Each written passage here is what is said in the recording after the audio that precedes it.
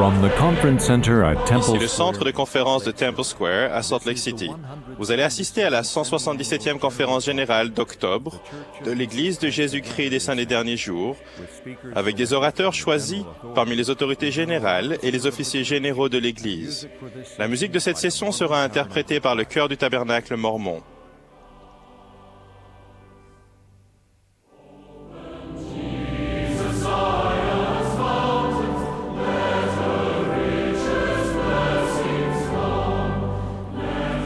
This broadcast is Cette furnished. émission est diffusée à titre de service public par Bonneville Communications. Toute reproduction, enregistrement, transcription ou autre utilisation de cette émission sans autorisation écrite est interdite.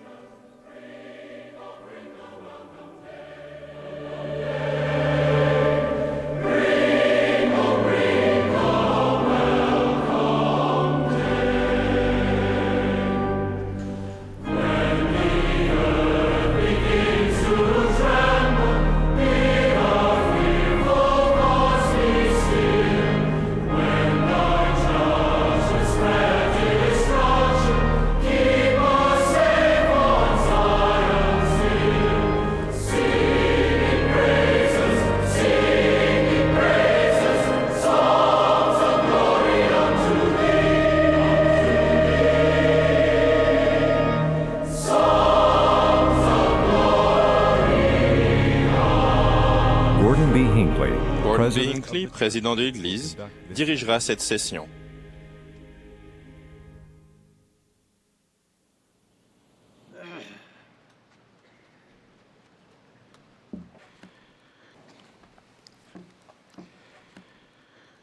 We welcome you this morning to the Nous vous souhaitons la bienvenue ce matin à la 4e session de la 177e conférence générale d'octobre de l'Église de Jésus-Christ des Saints des Derniers Jours. Nous saluons tous ceux d'entre vous qui suivent cette réunion à la radio, à la télévision, par Internet ou transmission satellite. Nous remercions les propriétaires et les exploitants des réseaux de diffusion qui transmettent cette conférence. Nous saluons ce matin les personnalités du gouvernement, du monde de l'enseignement et les édiles ici présents. La musique de cette session sera interprétée par le chœur du Tabernacle sous la direction de Craig Jessup et de Mark Wilberg avec Clay Christensen et Andrew Unsworth à l'orgue. Le chœur a ouvert cette session en chantant « Vers Sion, cité promise » et interprétera maintenant « Ô toi, bon aimable Père ». Ensuite, frère Rolf Kerr, membre émérite des 70, fera la prière d'ouverture.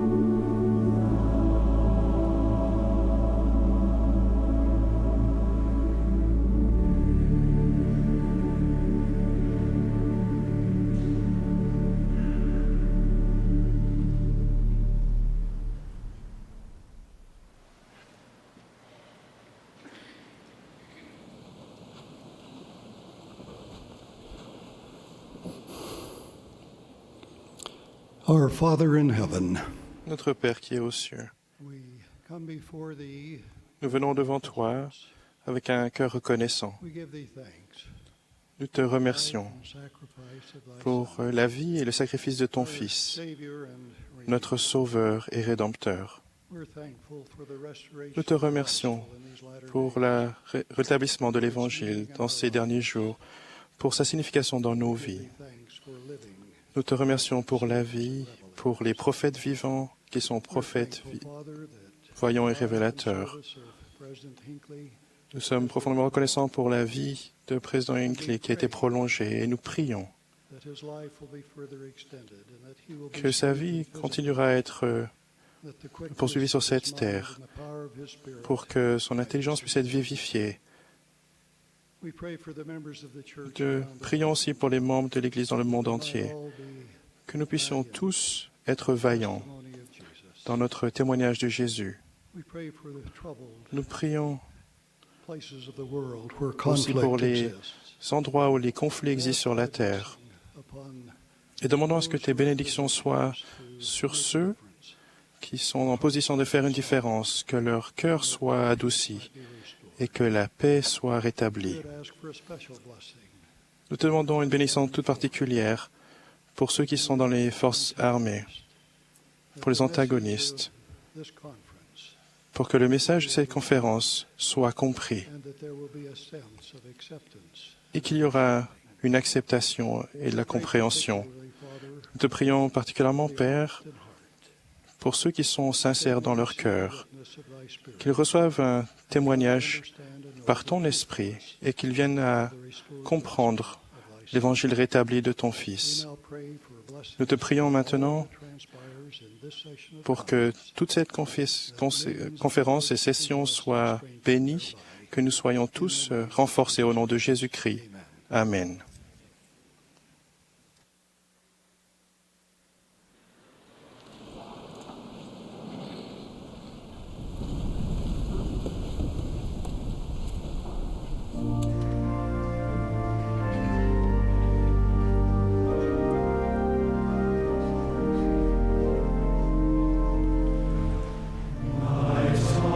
Quiet time, loved ones gather at days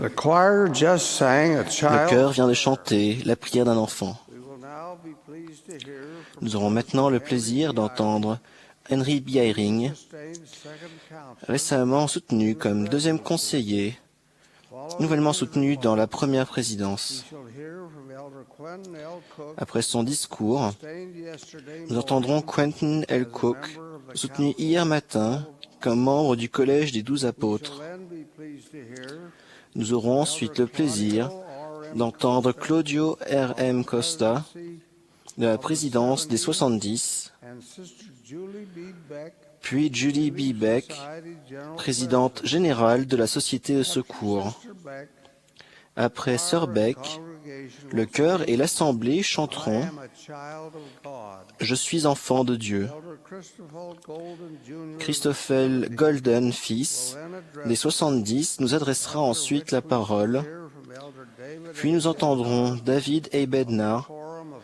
12 du Collège des 12 apôtres.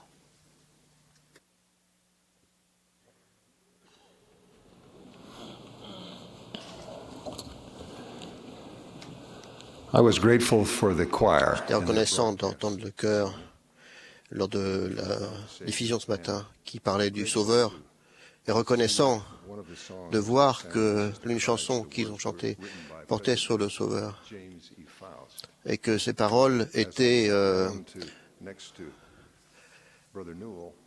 été écrites par James Faust ce matin assis à côté de frère. J'ai demandé comment vont tes enfants. Et il a dit quand frère Faust est assis là, c'est toujours la question qu'il posait. Je n'en suis pas étonné. Parce que le président Faust était toujours un exemple parfait de ce que le Sauveur a décrit et qui a été dit aujourd'hui dans la parole sur les ondes. Quand j'étais petit, je voulais être le président Faust.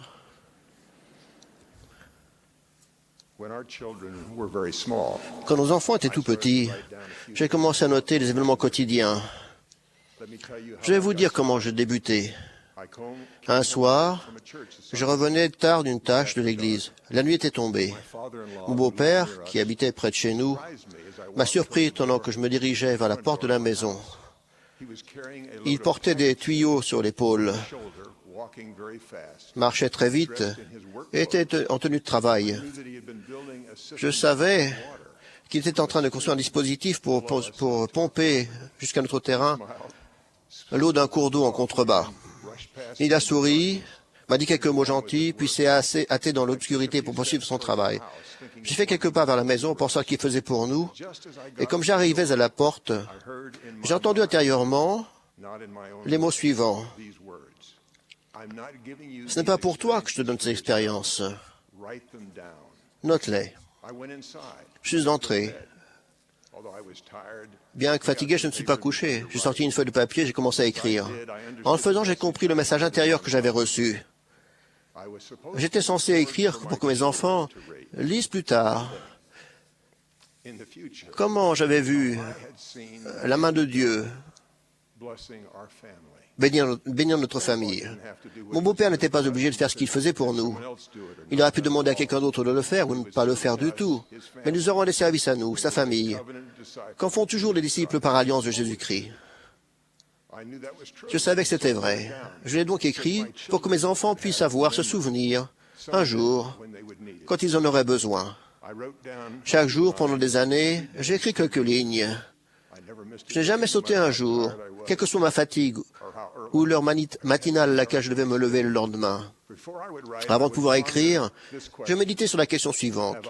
Aujourd'hui, ai-je vu la main de Dieu tendue pour nous toucher, nous, nos enfants ou notre famille? Tandis que je réfléchissais à cette pensée, quelque chose commençait à se produire.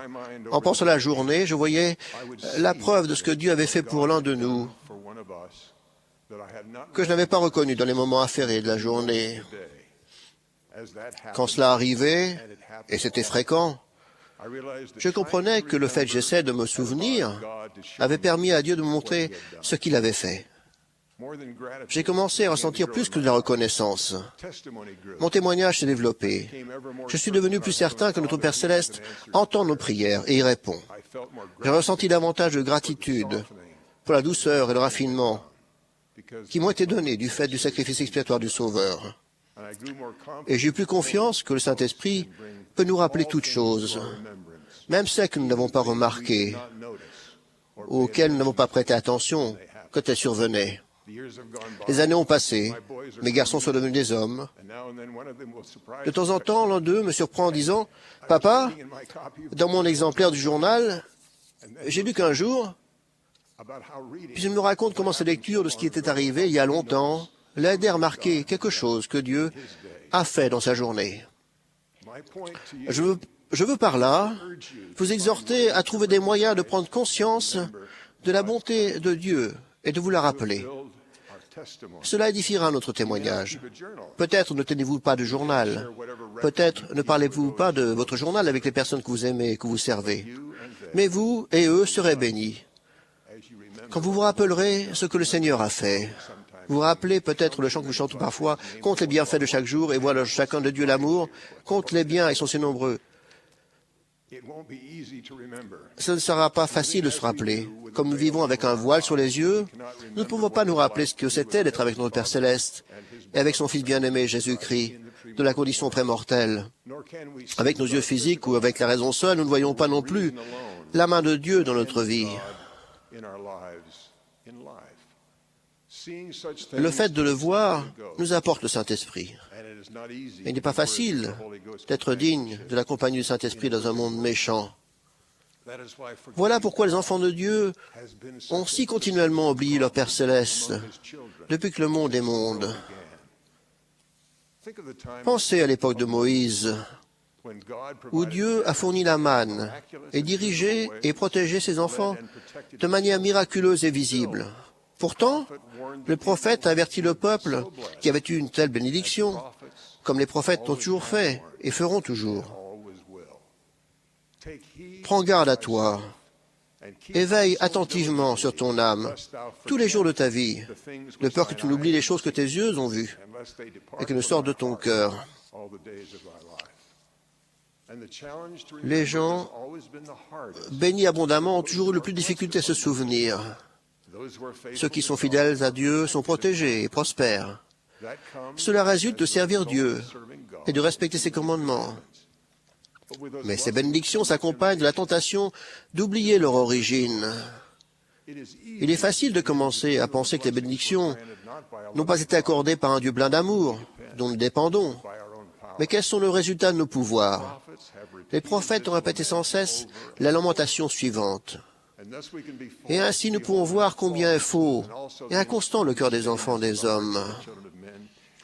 Oui, nous pouvons voir que le Seigneur, dans sa grande et infinie bonté, bénit et fait prospérer ceux qui placent leur confiance en lui.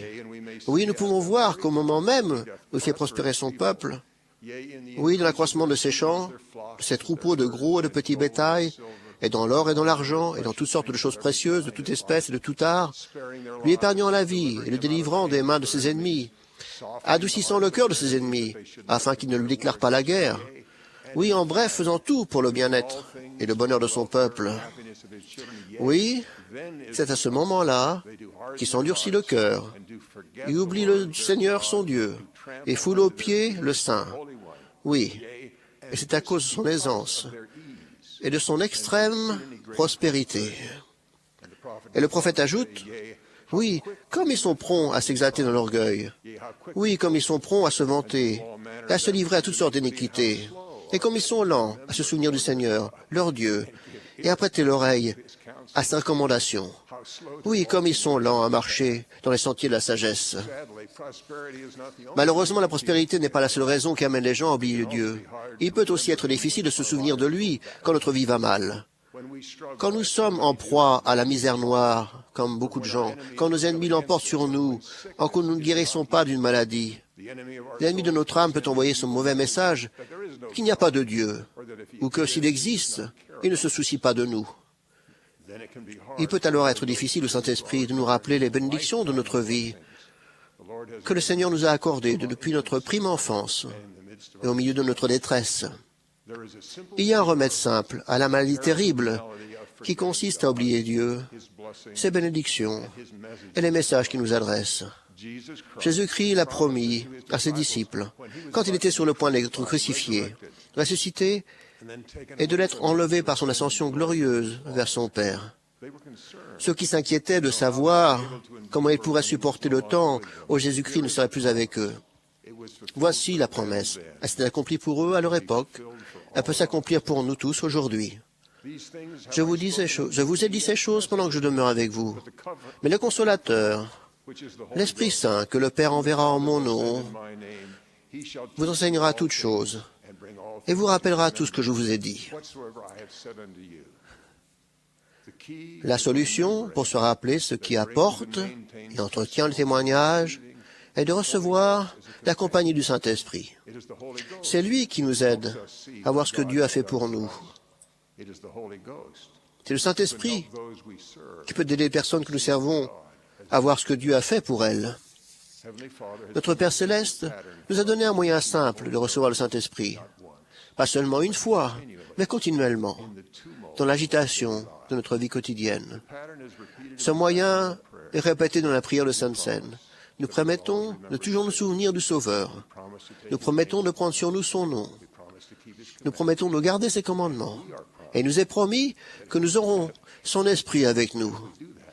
Ces promesses se réalisent ensemble, merveilleusement bien, pour fortifier notre témoignage et avec le temps, par l'expiation, pour changer notre nature, si nous respectons notre part de la promesse. C'est le Saint-Esprit qui témoigne que Jésus-Christ est le Fils bien-aimé d'un Père céleste qui nous aime et veut que nous ayons la vie éternelle avec lui, en famille. Avec ne serait-ce que le commandement de ce témoignage, nous avons le désir de le servir et de respecter ses commandements. Quand nous persévérons dans cette voie, nous recevons les dons du Saint-Esprit pour nous donner du pouvoir dans notre service. Nous voyons alors plus clairement la main de Dieu, si clairement que, par la suite, non seulement nous nous souvenons de lui, mais que nous l'aimons, et par le pouvoir de l'expiation, finissons par devenir plus semblables à lui. Vous demanderez peut-être, mais comment cela commence-t-il chez quelqu'un qui ne connaît rien de Dieu et affirme n'avoir eu absolument aucune expérience spirituelle? Tout le monde a eu des expériences spirituelles qu'il n'a peut-être pas reconnues. Quiconque arrive sur terre reçoit l'Esprit du Christ. La manière dont opère cet Esprit est décrite dans le livre de Moroni. Car voici, l'Esprit du Christ est donné à tout homme, afin qu'il puisse discerner le bien du mal. C'est pourquoi je vous montre la façon de juger. Car tout ce qui invite à faire le bien et à persuader de croire au Christ est envoyé par pouvoir et le nom du Christ. C'est pourquoi vous pouvez savoir, avec une connaissance parfaite, que c'est de Dieu. Mais tout ce qui persuade les hommes de faire le mal, de ne pas croire au Christ, et de le nier, et de ne pas servir Dieu, alors vous pouvez savoir avec une connaissance parfaite que c'est du diable, car c'est de cette manière que le diable opère, car il ne persuade aucun homme de faire le bien, non pas un seul, ni ses anges non plus, ni ceux qui se soumettent à lui. C'est pourquoi je vous supplie, frères, de rechercher diligemment dans la lumière du Christ, afin de discerner le bien du mal. Et si vous vous saisissez de toute bonne chose, et ne la condamnez pas, vous serez certainement enfants du Christ. Par conséquent, avant même de recevoir le droit au don du Saint-Esprit en se faisant confirmer membre de l'Église, et même avant la confirmation de la vérité par le Saint-Esprit et avant le baptême, les gens ont des expériences spirituelles. Depuis leur enfance, l'Esprit du Christ les a exhortés à faire le bien et les a mis en garde contre le mal. Ils se souviennent de ces expériences, même s'ils ne savent pas encore quelle en est la source. Ce souvenir leur reviendra lorsqu'ils écouteront la parole de Dieu de la part des missionnaires. Ils se souviendront de la joie ou du chagrin qu'ils ont ressenti quand on leur a enseigné les vérités de l'Évangile. Et ce souvenir adoucira leur cœur afin de permettre au Saint-Esprit de leur rendre témoignage. Cela les amènera à suivre les commandements et à vouloir prendre sur eux le nom du Sauveur. Et quand ils le feront, dans les eaux du baptême, quand ils entendront les mots « Recevez le Saint-Esprit de la bouche d'un serviteur de Dieu autorisé », le pouvoir de toujours se souvenir de Dieu augmentera. Je vous témoigne que la chaleur que vous avez ressentie quand vous avez écouté la vérité exprimée ici dans cette conférence vient du Saint-Esprit. Le Sauveur qui a promis que le Saint-Esprit viendrait est le Fils bien-aimé et glorifié de notre Père Céleste. Ce soir et demain soir, vous pouvez prier et méditer en posant la question suivante. Dieu a-t-il envoyé un message qui m'était destiné? Est-ce que j'ai vu sa main dans ma vie et dans la vie de mes enfants? C'est ce que je ferai. Et alors je trouverai le moyen de préserver ce souvenir pour un jour où moi et mes êtres chers, nous aurons besoin de nous rappeler combien Dieu nous aime et combien nous avons besoin de lui. Je témoigne qu'il nous aime et nous bénit plus que la plupart d'entre nous n'en sont conscients. Je sais que c'est vrai et cela me réjouit de me souvenir de lui. Au nom de Jésus-Christ. Amen.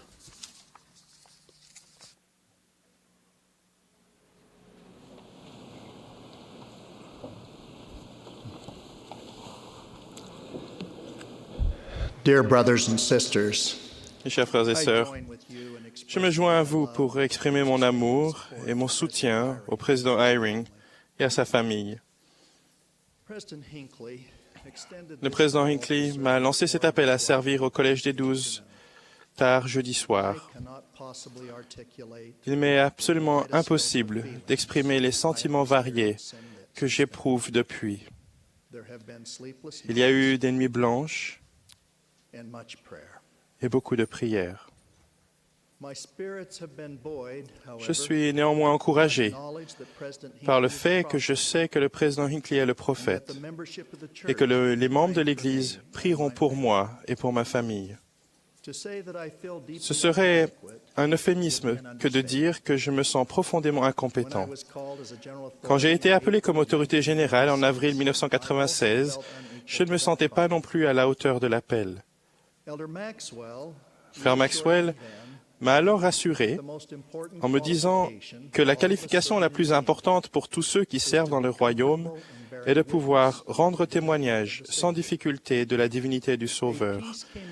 J'ai alors été enveloppé d'une paix qui m'est restée parce que j'aime le Sauveur et que j'ai vécu des expériences spirituelles qui me permettent de témoigner de lui.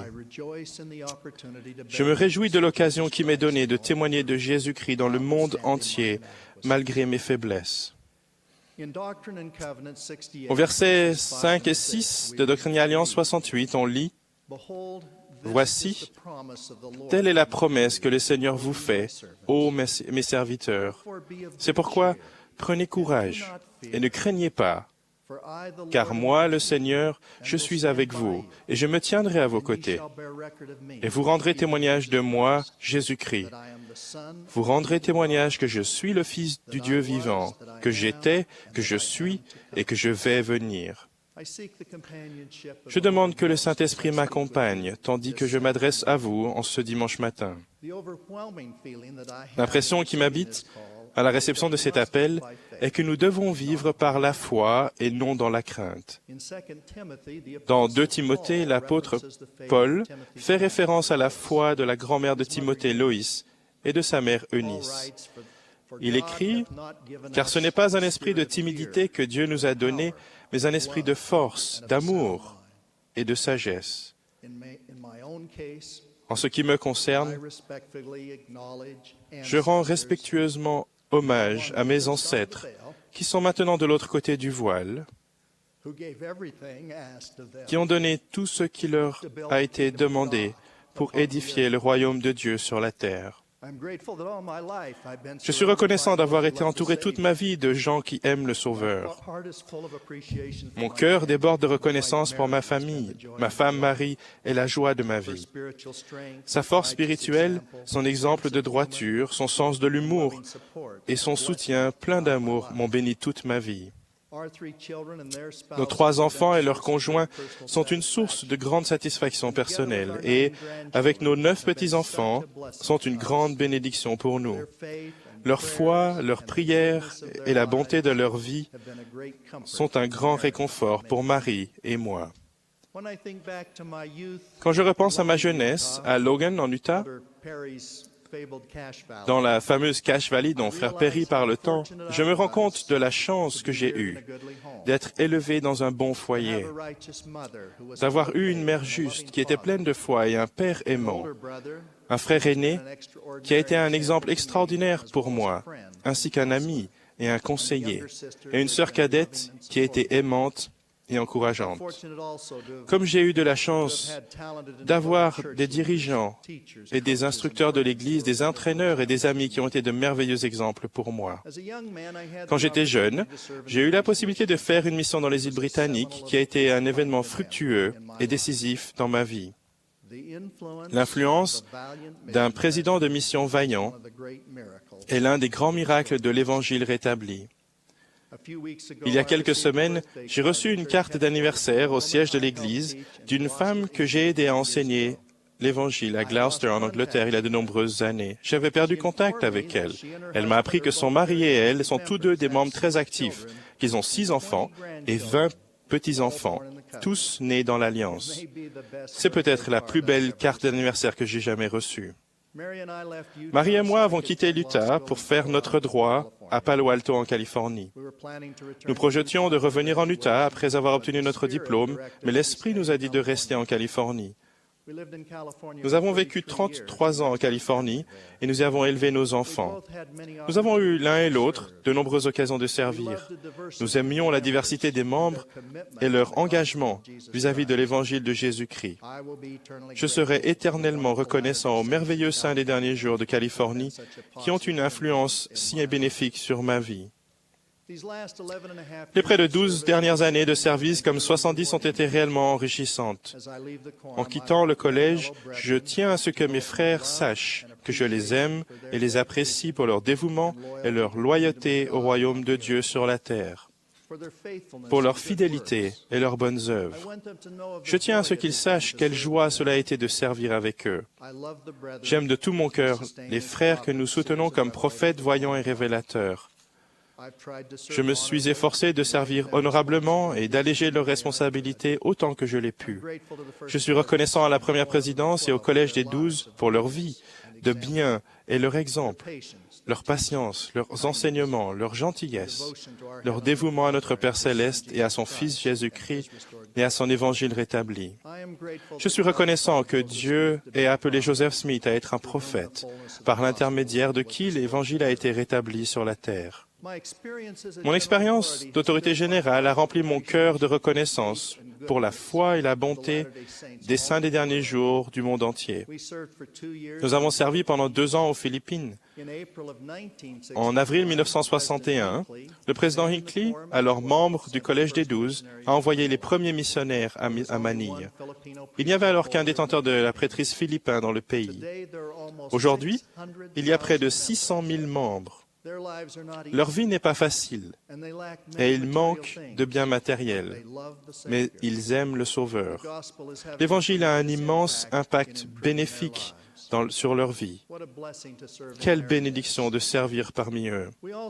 Nous avons aussi servi pendant 3 ans en Océanie. Il est significatif que près de 25% de tous les Polynésiens du monde sont membres de l'Église. Leur foi et leur spiritualité sont légendaires.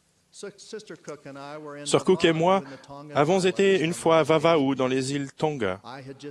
Je venais de faire un discours pour suivre le prophète à la session générale de la conférence de Pieux. Lors du déjeuner qui suivait la conférence, j'étais assis à côté d'un patriarche âgé et distingué. Il a indiqué combien il était reconnaissant d'entendre ce que le prophète enseignait. Il m'a raconté ce qui suit. Vavaou, qui est une île relativement petite, reçoit généralement suffisamment de pluie, mais de temps en temps, il y a de graves sécheresses. L'île a de longues criques ou baies, presque des bras de mer qui s'enfoncent dans l'île au-dessous de collines abruptes. Quand la sécheresse privait le village d'eau, il n'y avait qu'un moyen de se procurer de l'eau douce et de rester en vie. Au cours des siècles, les habitants avaient découvert que de l'eau douce s'infiltrait dans les formations rocheuses à l'intérieur des montagnes et ressurgissaient à quelques endroits dans la mer. Les Tongiens prenaient la mer dans leurs petites embarcations, avec un ancien plein de sagesse placé à un bout du bateau qui recherchait le bon endroit. Les jeunes hommes forts de l'embarcation se tenaient prêts avec des récipients à plonger dans la mer. Quand ils atteignaient l'endroit, l'homme sage levait les 2 bras au ciel. C'était le signal. Les jeunes hommes forts plongeaient aussi profond qu'ils le pouvaient et remplissaient les récipients d'eau douce à la source. Ce vieux patriarche comparait cette tradition qui leur sauvait la vie aux eaux vives de l'évangile de Jésus-Christ et l'homme sage au prophète de Dieu ici-bas. Il a précisé que l'eau était pure, douce, et dans la sécheresse où ils se trouvaient, leur apportait la vie. Mais elle n'était pas facile à trouver. Elle n'était pas visible pour un œil non exercé. Le patriarche voulait savoir tout ce que le prophète enseignait. Nous vivons dans des temps précaires. Le monde a désespérément besoin de l'eau, de sources douces qu'est l'évangile de Jésus-Christ. Nous devrions écouter soigneusement le prophète quand nous faisons des choix. Mes notes personnelles indiquent que le président Hinckley a continuellement souligné la foi au Seigneur Jésus-Christ. Il a mis ensuite l'accent sur le renforcement de la famille et l'observance de pratiques religieuses au foyer. À maintes reprises, il nous a dit que si nous vivions un principe, nous obtiendrions le témoignage de sa véracité, ce qui augmenterait alors notre foi. Je sais que beaucoup d'entre vous se demandent comment élever leurs enfants en ces temps difficiles et comment faire grandir leur foi. Quand ma femme et moi étions jeunes, parents dans la région de la baie de San Francisco, nous avions la même préoccupation. À un moment difficile, Harold Billy, alors membre des 12, nous a dit que nous pourrions élever nos enfants dans la droiture si nous, 1. Suivions le prophète, 2. Sillons dans notre cœur et dans notre foyer, 3. Étions une lumière pour les gens parmi lesquels nous vivions, et 4. Nous concentrions sur les ordonnances et les principes enseignés au temple. Nous avons suivi ce conseil et notre foi a grandi et nos craintes ont diminué. Je crois que nous pouvons élever nos enfants de manière à ce qu'ils soient justes partout dans le monde, si nous leur enseignons des principes religieux au foyer. L'un des domaines dans lesquels les membres peuvent vivre par la foi et non dans la crainte est l'œuvre missionnaire. Avant mon appel à la présidence des 70, le 1er août de cette année, j'avais servi au département missionnaire pendant 6 ans. Les 3 dernières années, comme directeur exécutif, sous la supervision de M. Russell Ballard, qui était président du conseil exécutif missionnaire. Les présidents de mission nous ont informé que beaucoup d'excellents membres se dissimulent à leurs voisins et à leurs collègues de travail et ne leur disent pas qui ils sont, ni ce à quoi ils croient. Les membres doivent s'impliquer bien davantage dans la proclamation du message du rétablissement. Le verset 14 du chapitre 10 de Romains éclaire ce point. Comment donc invoqueront-ils celui, en parlant du Sauveur, en qui ils n'ont pas cru? Et comment croiront-ils en celui dont ils n'ont pas entendu parler? Et comment entendront-ils parler de lui sans prédicateur? Le verset 15 contient le merveilleux message qu'on trouve dans Ésaïe. Qu'ils sont beaux les pieds de ceux qui prêchent l'évangile de paix et annoncent de bonnes nouvelles. On a fait remarquer que les membres vont devoir bouger les pieds et faire entendre leur voix s'ils veulent que cette bénédiction s'accomplisse. Prêcher mon évangile, guide du service missionnaire, a été présenté en octobre 2004. Le président Hinckley a initié cet effort quand il a appelé les missionnaires à apprendre la doctrine et à enseigner les principes par l'Esprit. Chaque membre de la première présidence et du Collège des 12 a participé à la rédaction de l'ouvrage à un degré ou à un autre. Frère Ballard et moi avons eu le sentiment que les écluses des cieux s'ouvraient et que l'inspiration du Seigneur se déversait pour produire cette remarquable documentation. Plus de 1,5 million d'exemplaires de Prêcher mon Évangile ont été achetés par les membres de l'Église. Il constitue une fondation extraordinaire. Et les missionnaires sont des instructeurs puissants et spirituels. Cependant, pour que nous accomplissions ce que le président Hinckley a demandé, il faut que les membres, vivant par la foi et non dans la crainte, fassent connaître l'Évangile à leurs amis et à leurs connaissances. Dans nos appels personnels, nous devons avoir la foi et ne pas craindre. Notre fille, Catherine, est présidente de la primaire de sa paroisse à Salt Lake City. Ma femme et moi sommes allés dans sa paroisse dimanche dernier pour assister à la réunion de Sainte-Seine de la primaire. Je le suivrai avec foi. J'ai été ravi d'entendre les enfants réciter des écritures et des histoires avec des chants centrés sur la foi au Christ. Après la réunion, je lui ai demandé ce qu'elle pensait de son appel. Elle m'a dit qu'au début, l'appel lui pesait. Beaucoup de temps se passait à parler de problèmes. Puis, la présidence a décidé de souligner l'amour, la foi et la prière. Soudain, les dirigeantes ont reçu des impressions spirituelles sur tel ou tel enfant ou telle famille. Les frictions ont fait place à l'amour. Ma fille m'a raconté que les dirigeantes ont suivi les incitations de l'Esprit et que la primaire a été empreinte de révérence et de paix, et qu'il y avait un véritable enseignement, apprentissage de l'Évangile. C'est notre foi en Jésus-Christ qui nous soutient aux croisées des chemins de la vie. C'est le premier principe de l'Évangile. Sans la foi, nous patinons à l'intersection, nous gâchons notre temps précieux sans avancer.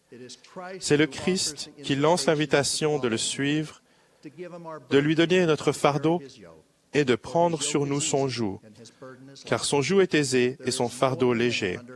Il n'est pas d'autre nom donné sous le ciel par lequel l'homme puisse être sauvé. Nous devons prendre sur nous son nom et son image doit se graver sur notre visage afin qu'à son retour, nous soyons plus semblables à lui. Quand nous choisissons de suivre le Christ au lieu de choisir un autre chemin par crainte, nous sommes bénis en conséquence de notre choix. Puissions-nous tous être conscients et reconnaissants du don incomparable de la vie, dont nous jouissons tous, et du souffle qu'il nous accorde chaque jour. Puissions-nous choisir d'avoir le courage aux croisées de chemin de la vie et d'exercer la foi en Jésus-Christ au lieu d'agir dans la crainte. C'est là ma prière. Que nous vivions par la foi et non dans la crainte. Je rends témoignage de Dieu, qui est notre Père éternel, et de son Fils Jésus-Christ, qui a expié pour nos péchés. Au nom de Jésus-Christ.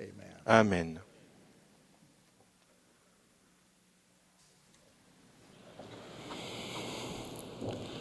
Le 23 septembre 1995, la première présidence et le Collège des 12 apôtres ont présenté à l'Église et au monde un document intitulé « La famille déclaration au monde ». J'en cite un paragraphe. « Le mari et la femme ont la responsabilité solennelle de s'aimer et de se chérir et d'aimer et de chérir leurs enfants. Nous vivons à une époque où ce conseil est véritablement très important. Beaucoup de parents soutiennent qu'ils n'ont pas de temps pour leurs enfants. Le rythme effréné de la vie moderne et les quantités excessives de travail empêchent les parents de prêter attention à ce qu'il y a de plus important, donner du temps, donner de soi-même à ses enfants. Le Seigneur a enseigné que l'homme a la responsabilité de pourvoir aux besoins de sa famille. Cela demande beaucoup de travail, mais cela ne signifie pas seulement de remplir la maison de nourriture et d'autres choses nécessaires au désiré. Nous devons aussi avoir le temps d'instruire nos enfants. Que devons-nous enseigner? Notre Père nous a enseigné que les parents ont l'obligation d'enseigner l'Évangile à leurs enfants. Le prophète Léhi a bien compris cette responsabilité d'instruire ses enfants. Néphi a déclaré qu'il avait été instruit dans toute la science de son Père. Le Seigneur nous a indiqué comment prendre soin de nos enfants en nous disant par l'intermédiaire de ses prophètes dans la déclaration au monde. Les parents ont le devoir sacré d'élever leurs enfants dans l'amour et la droiture, de subvenir à leurs besoins physiques et spirituels, de leur apprendre à s'aimer, à se servir les uns les autres, à observer les commandements de Dieu et à être des citoyens respectueux des lois où qu'ils vivent. Nous savons que depuis des siècles, Dieu nous a demandé de protéger nos enfants et d'en prendre soin. Nous savons aussi, et nous pouvons voir, que l'adversaire s'attaque à la famille. C'est maintenant qu'il faut utiliser tous ces enseignements. C'est maintenant qu'il faut remplir le devoir que Dieu nous a confié concernant la famille. James E. Faust nous a donné 3 choses clés à faire pour protéger et fortifier nos enfants. Premièrement, la prière en famille. Les parents doivent enseigner à leurs enfants qu'ils sont les enfants de Dieu et qu'ils doivent donc le prier quotidiennement. Deuxièmement, la soirée familiale. Comme le président Faust nous l'a enseigné, la soirée familiale est pour nous tous, quelle que soit la période de notre vie. Le lundi soir, nous ne devons faire aucune activité qui pourrait nous empêcher de nous réunir en famille. Troisièmement, l'étude personnelle et familiale des Écritures. Nous devons aider nos enfants à fortifier leur foi et leur témoignage par cette habitude fondamentale. En suivant les conseils sages du président Faust, nous protégerons les membres de la famille contre les attaques de Satan et nous fortifierons leur témoignage et leur foi au Seigneur Jésus-Christ. Dans la déclaration sur la famille, nous apprenons aussi que, par décret divin, le Père doit présider sa famille dans l'amour et la droiture, et a la responsabilité de pourvoir aux besoins vitaux et à la protection de sa famille. La mère a pour première responsabilité d'élever ses enfants. Dans ces responsabilités sacrées, le père et la mère ont l'obligation de s'aider en qualité de partenaires égaux. C'est au foyer que la famille apprend et applique les principes de l'Évangile. Il faut beaucoup d'amour pour instruire et guider une famille. Les pères et les mères aimants enseigneront à leurs enfants à adorer Dieu dans leur foyer. Quand une attitude, un esprit de culte imprègne le foyer, cette attitude, cet esprit s'étend à la vie de chacun des membres de la famille. Cela les prépare à faire les sacrifices qui seront nécessaires pour pouvoir retourner en présence de Dieu et demeurer ensemble en famille pour toute l'éternité. La déclaration sur la famille nous aide à bien comprendre l'amour dont parle le Sauveur quand il nous dit que nous devons nous aimer les uns les autres. Il nous a donné l'exemple suprême d'amour quand il a déclaré « Il n'y a pas de plus grand amour que de donner sa vie pour ses amis. » Plus tard, il a expié pour tous nos péchés et finalement, il a donné sa vie pour nous tous. Nous pouvons donner notre vie pour nos êtres chers, pas physiquement en mourant pour eux, mais en vivant pour eux, en donnant notre temps, en étant toujours présent pour eux, en les servant, en étant courtois, affectueux et en faisant preuve d'un véritable amour pour les membres de notre famille et pour tous les hommes comme l'a enseigné le Sauveur. Nous ne savons pas ce qui peut nous arriver demain. C'est pourquoi c'est aujourd'hui qu'il faut commencer à montrer notre amour par de petits gestes comme prendre dans nos bras et dire « Je t'aime » à notre femme, à nos enfants et à nos proches. Récemment, j'ai lu un texte qui disait qu'il est urgent de ne pas remettre au lendemain ce qu'on peut faire le jour même. En juillet de cette année, le Brésil a connu l'accident d'avion le plus terrible de son histoire. Il y a eu 199 morts, des passagers, du personnel de la compagnie aérienne, des membres de l'équipage. Il était dit que le texte que je mentionne a été affiché sur le tableau de communication de la compagnie aérienne par le mari de l'une des hôtesses mortes dans l'accident. Il s'intitule « Si demain n'arrive jamais ». Il est basé sur un poème de Norma Cornet Marek. « Si je savais que c'est la dernière fois que je te regarderais dormir, je te serrerais plus fort dans mes bras. Je supplierais le Seigneur de te protéger. Si je savais que c'est la dernière fois que je te vois sortir de la maison, je te prendrais dans mes bras et t'embrasserais, je te rappellerais pour te prendre dans mes bras et t'embrasser encore. Si je savais que c'est la dernière fois que je t'entends prier, j'enregistrerai chaque geste, chaque regard, chaque sourire, chacun de tes mots, afin de pouvoir les écouter jour après jour plus tard. Si je savais que c'est la dernière fois, je passerai 1 ou 2 minutes de plus pour te dire « je t'aime », au lieu de supposer que tu le sais déjà. Si je savais que c'est notre dernière fois, notre dernier moment, je serais auprès de toi, passant la journée avec toi, au lieu de penser, je suis sûr qu'il y aura d'autres occasions, je peux laisser passer celle-ci. Il y aura bien sûr un jour pour revoir les choses, et nous aurons une seconde chance de bien faire. Bien sûr, il y aura un autre jour où nous pourrons dire « Je t'aime ». Et nous aurons certainement une autre occasion de nous dire « Puis-je t'aider ?» Mais dans mon cas, il n'y en a plus. Tu n'es pas ici avec moi. Et aujourd'hui est notre dernier jour, le jour de nos adieux. Alors, je voudrais te dire combien je t'aime et j'espère que tu ne l'oublieras jamais. Demain n'est promis à personne, jeune ou vieux.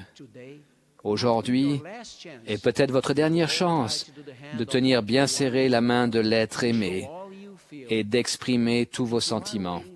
Si vous attendez demain, pourquoi ne pas le faire aujourd'hui? Parce que si demain ne vient jamais, vous regretterez tout le reste de votre vie de ne pas avoir passé un peu plus de temps pour un sourire, une conversation, une étreinte, un baiser, parce que vous étiez trop occupé pour accorder à cette personne ce qui était finalement sa dernière volonté. Alors prenez dans vos bras aujourd'hui la personne que vous aimez, vos amis et les membres de votre famille, et murmurez-leur à l'oreille que vous les aimez, que vous voulez les avoir près de vous. Prenez le temps de dire « Excuse-moi, s'il te plaît, pardonne-moi, merci » ou même « Ce n'était rien, ce n'est pas grave ». Parce que si demain ne vient jamais, vous n'aurez pas à regretter aujourd'hui. Le passé ne revient pas et l'avenir peut ne pas venir. Exprimons notre amour à notre conjoint, à nos enfants et à nos frères et sœurs aujourd'hui. Je sais que Dieu vit. Je sais que Jésus est le Christ, notre Sauveur et Rédempteur. Je sais que Joseph Smith est un prophète du Seigneur et que Gordon B. Hinckley est le prophète actuel de Dieu sur la terre. Au nom de Jésus-Christ, Amen.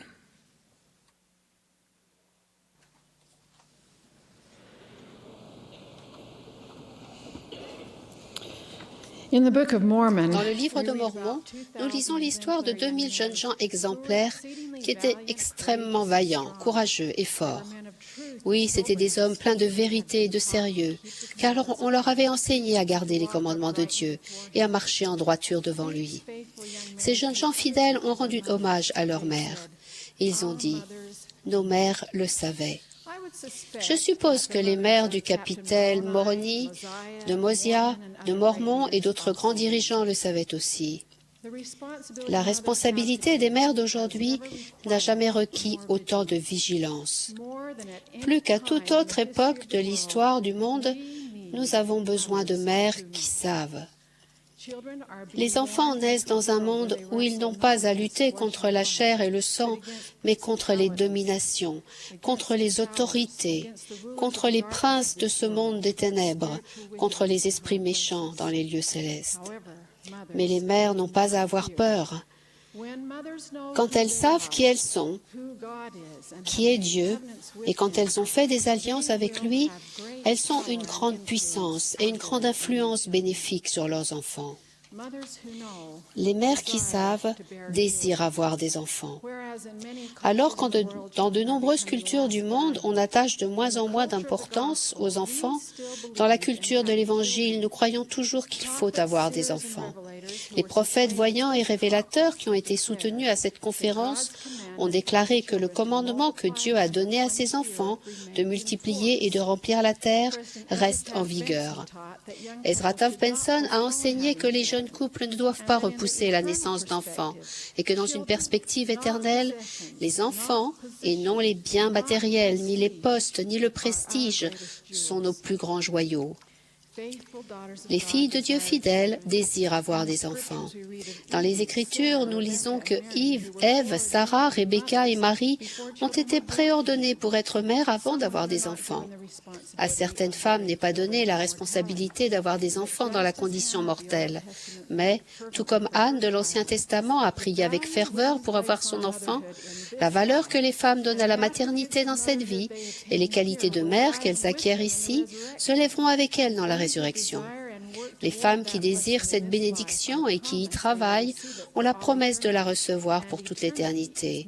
et c'est beaucoup plus long que la condition mortelle. Les mères ont une influence et une puissance éternelle. Les mères qui savent respectent les ordonnances et les alliances sacrées.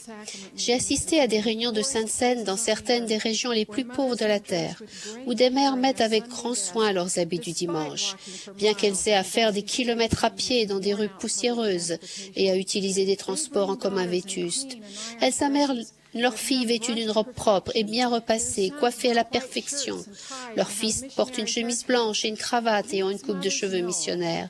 Ces mères savent qu'elles vont à la réunion de Sainte Seine, où l'on renouvelle des alliances. Ces mères ont fait et respectent les alliances du temple. Elles savent que si elles ne guident pas leurs enfants vers le temple, elles ne les guident pas vers les objectifs éternels désirés. Ces mères ont de l'influence et du pouvoir. Les mères qui savent élèvent leurs enfants. C'est leur tâche particulière et leur rôle dans le plan du bonheur. Élever signifie prendre soin et faire grandir. Les mères qui savent créent donc un climat propice à la progression spirituelle et temporelle dans leur foyer. Élever, c'est aussi être maîtresse de maison. C'est cuisiner, laver les vêtements et la vaisselle et garder le foyer bien ordonné. Le foyer est l'endroit où les femmes ont le plus de pouvoir et d'influence. Les saintes des derniers jours doivent donc être les meilleures maîtresses de maison du monde. Travailler avec les enfants aux tâches ménagères donne des occasions d'enseigner et de donner l'exemple de qualité que les enfants doivent s'efforcer d'acquérir. Les mères qui élèvent leurs enfants ont des connaissances, mais toutes les études ne serviront à rien si elles n'ont pas les compétences pour créer un foyer dont l'atmosphère favorisera la progression spirituelle. La progression se déroule au mieux dans une maison d'ordre, et les femmes doivent créer un foyer à l'exemple de la maison du Seigneur. Pour élever des enfants, il faut de l'organisation, de la patience, de l'amour et du travail. Favoriser la progression des enfants en les élevant est véritablement un rôle d'influence accordé aux femmes. Les mères qui savent sont des dirigeantes. En qualité de partenaire égal à leur mari, elles dirigent une organisation importante et éternelle. Ces mères planifient l'avenir de leur organisation. Elles planifient des missions, des mariages au temple et des études. Elles planifient la prière, l'étude des Écritures et la soirée familiale. Les mères qui savent font de leurs enfants de futurs dirigeants et sont le premier exemple de ce qu'est un dirigeant. Elles n'abandonnent pas leurs plans pour succomber à la pression sociale et au modèle du monde.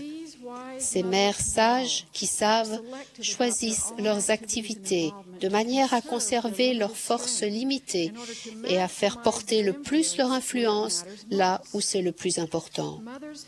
Les mères qui savent sont toujours des enseignantes. Comme elles ne sont pas des gardiennes d'enfants, leur tâche n'est jamais terminée. Un ami très instruit m'a dit qu'il n'avait jamais appris à l'Église quelque chose qu'il n'avait déjà appris chez lui. Ses parents avaient utilisé l'étude des Écritures, la prière, la soirée familiale, les repas et d'autres moments ensemble pour enseigner. Pensez à la puissance qu'aurait notre force missionnaire si les mères considéraient leur foyer comme un pré-centre de formation missionnaire. Alors, la doctrine de l'Évangile enseignée au centre de formation serait une révision et non une révélation.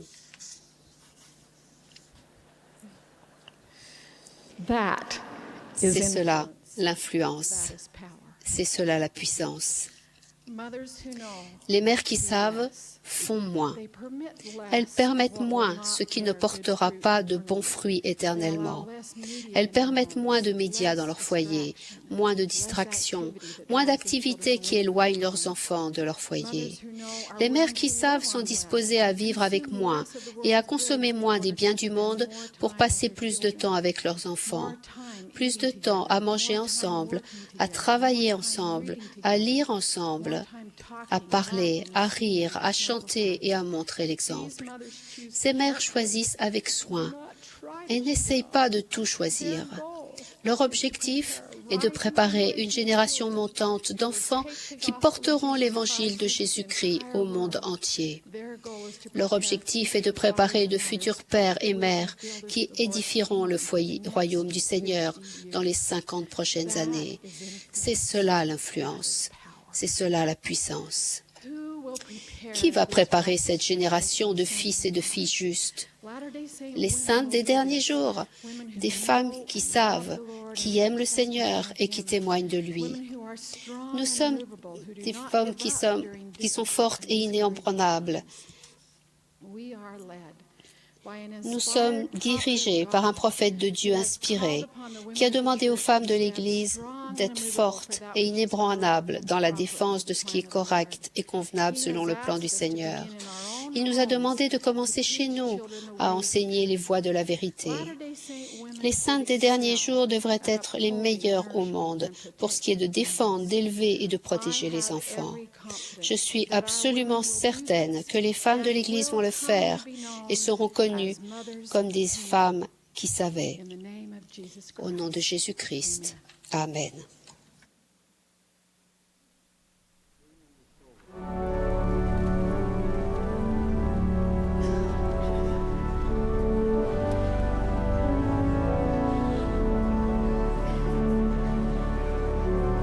This is the 177 Vous assistez à semi-annual la 177e conférence générale d'octobre de l'Église de Jésus-Christ des Saints des Derniers Jours.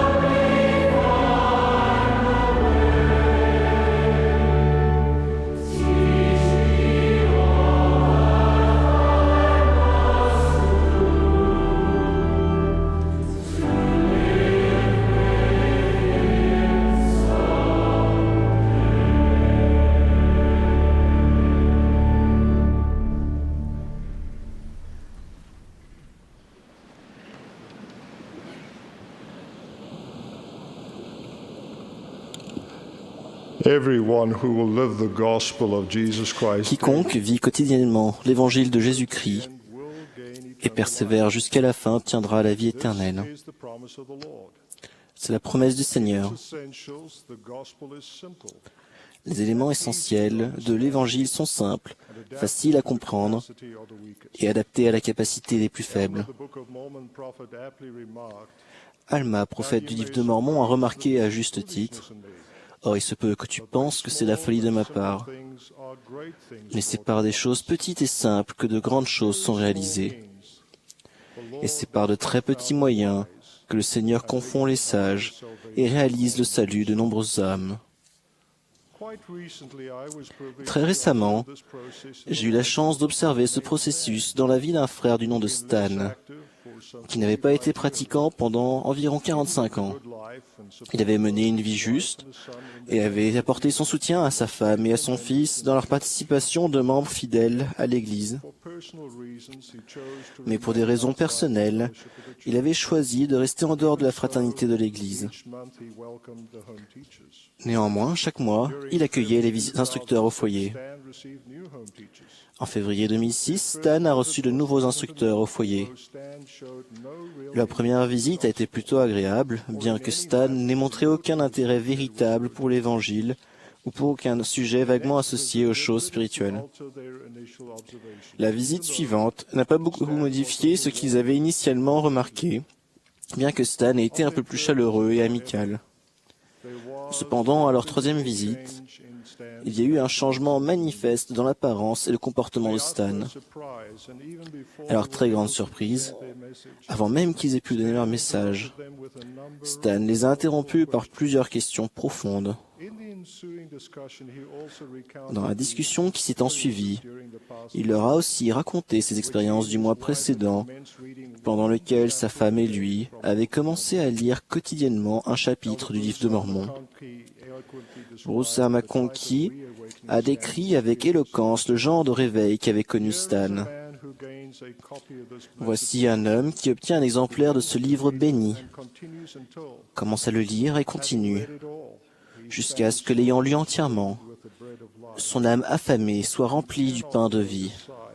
Il ne peut le mettre de côté ou ignorer ses enseignements.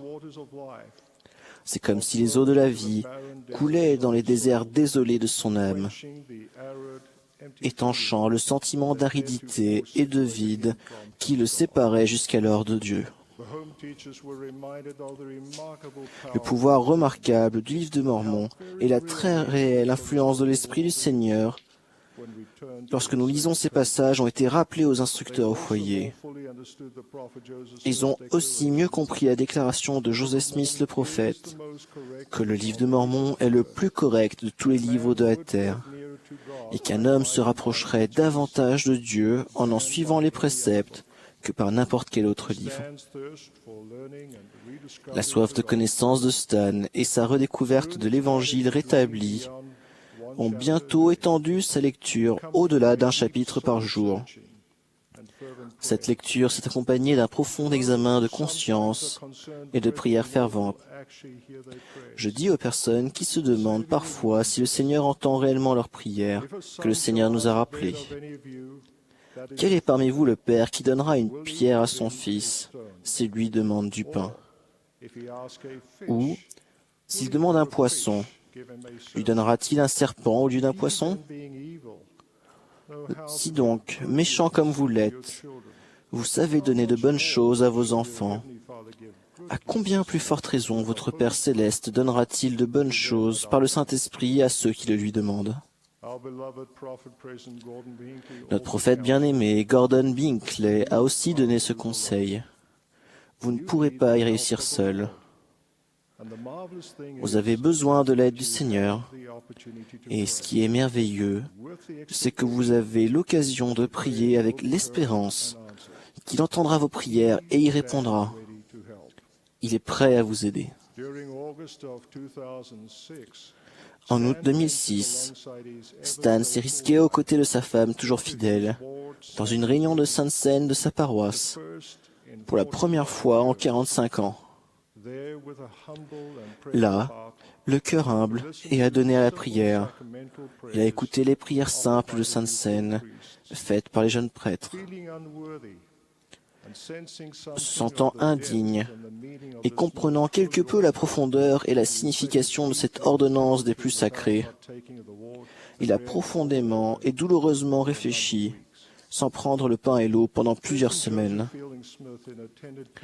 Joseph Fielding Smith, dans un témoignage touchant, a dit il y a de nombreuses années, « À mon avis, la réunion de Sainte Seine est la plus sacrée, la plus sainte de toutes les réunions de l'Église. Quand je songe à la réunion du Sauveur avec ses apôtres, en cette nuit mémorable où il a instauré la Sainte Seine, mon cœur est rempli d'émerveillement et je suis touché. Je considère que cette réunion est l'une des choses les plus solennelles et merveilleuses depuis le début des temps. Stan a continué à étudier, à prier, à aller à l'église et à recevoir les conseils et les encouragements appropriés de ses visiteurs au foyer. Puis le jour est arrivé où, joyeusement, il s'est senti prêt à étendre la main pour prendre la précieuse Sainte Seine. Lorsque nous prenons la Sainte Seine dignement, avec réflexion et révérence, nous sommes prêts à devenir participants de la nature divine, grâce au sacrifice expiatoire du Christ et au pouvoir du Saint-Esprit. Quand il est redevenu pratiquant dans l'Église, Stan a reçu un appel et quelques mois plus tard a été ordonné à l'office d'ancien. En juillet 2007, Stan et sa femme se sont agenouillés de chaque côté de l'autel dans la maison du Seigneur et, par l'autorité et la loi éternelle de Dieu, ont été mariés pour le temps et pour toute l'éternité. Mes frères et sœurs, puissions-nous redécouvrir le pouvoir divin de la prière quotidienne et la force de conviction du livre de Mormon et des Saintes Écritures. Le dimanche, prenons la Sainte Seine dans un esprit de réelle dévotion à l'égard du dispensateur de toutes choses.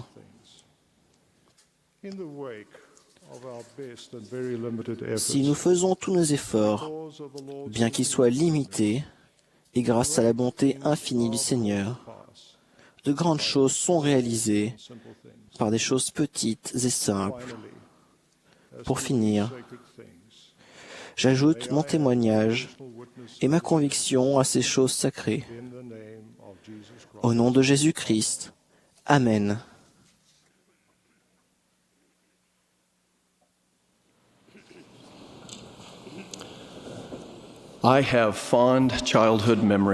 J'ai de très bons souvenirs de mon enfance quand ma mère me lisait des histoires du livre de Mormon.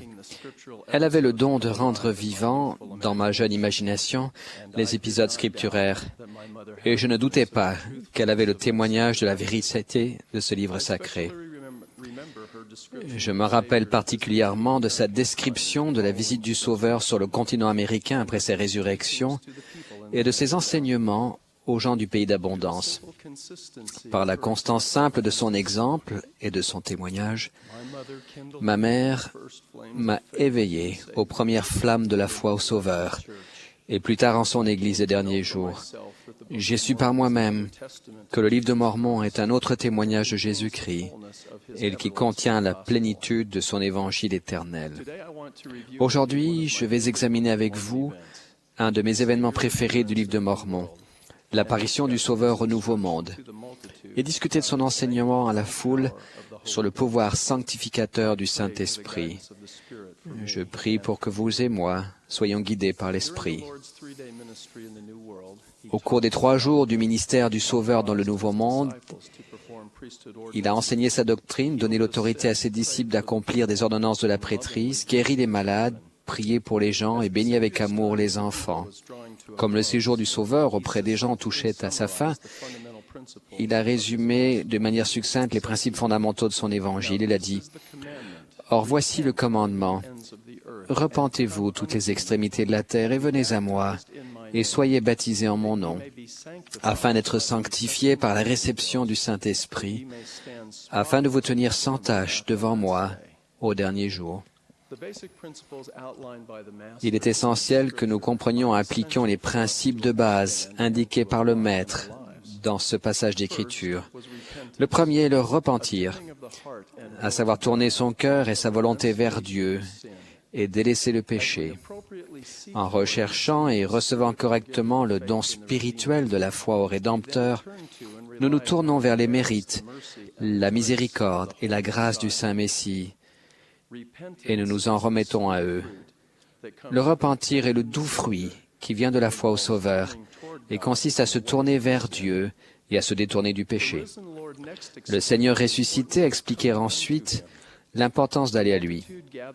La foule réunie au temple a été invitée à proprement parler, à s'avancer un par un vers le Sauveur, pour sentir la marque des clous dans les mains et les pieds du Maître et mettre la main dans son côté. Toutes les personnes qui l'ont fait ont su avec certitude et ont témoigné que c'était lui, Jésus-Christ, qui était venu. Le Sauveur a également enseigné aux gens d'aller à lui par des alliances sacrées et leur a rappelé qu'ils étaient les enfants de l'alliance. Il a souligné l'importance éternelle des ordonnances du baptême et de la réception du Saint-Esprit. De la même manière, on nous exhorte, vous et moi, à nous tourner vers le Christ, à apprendre de lui et aller à lui par les alliances et les ordonnances de son évangile rétabli. Si nous le faisons, nous apprendrons à le connaître tôt ou tard, au moment qui lui semble bon, à sa manière et selon sa volonté, comme l'ont fait les gens du pays d'abondance. Se repentir et aller au Christ par les alliances et les ordonnances du salut sont des conditions préalables et une préparation pour être sanctifié par la réception du Saint-Esprit et se tenir sans tache devant Dieu au dernier jour. Je veux à présent que nous nous concentrions sur l'influence sanctificatrice que peut avoir le Saint-Esprit sur nous. La porte du baptême conduit au chemin étroit et resserré et à se dépouiller de l'homme naturel et à devenir un saint par le sacrifice expiatoire du Christ le Seigneur.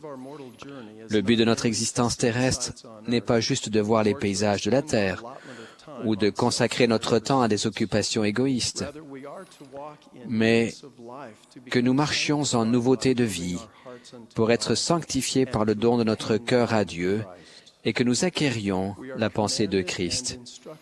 Il nous est commandé de vivre de manière à ce que notre nature déchue soit changée par le pouvoir sanctificateur du Saint-Esprit. Marion G. Romney a enseigné que le baptême de feu par le Saint-Esprit nous convertit du charnel au spirituel. Il a ajouté, « Il nettoie, guérit et purifie l'âme. » La foi au Seigneur Jésus-Christ, le repentir et le baptême par l'eau sont des préalables, mais le baptême par le feu est le couronnement.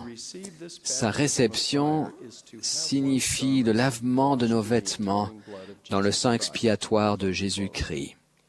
Fin de citation. Par conséquent, si nous renaissons et nous efforçons d'avoir son esprit avec nous, le Saint-Esprit sanctifie et raffine notre âme comme par le feu. Un jour, nous nous tiendrons sans tache devant Dieu.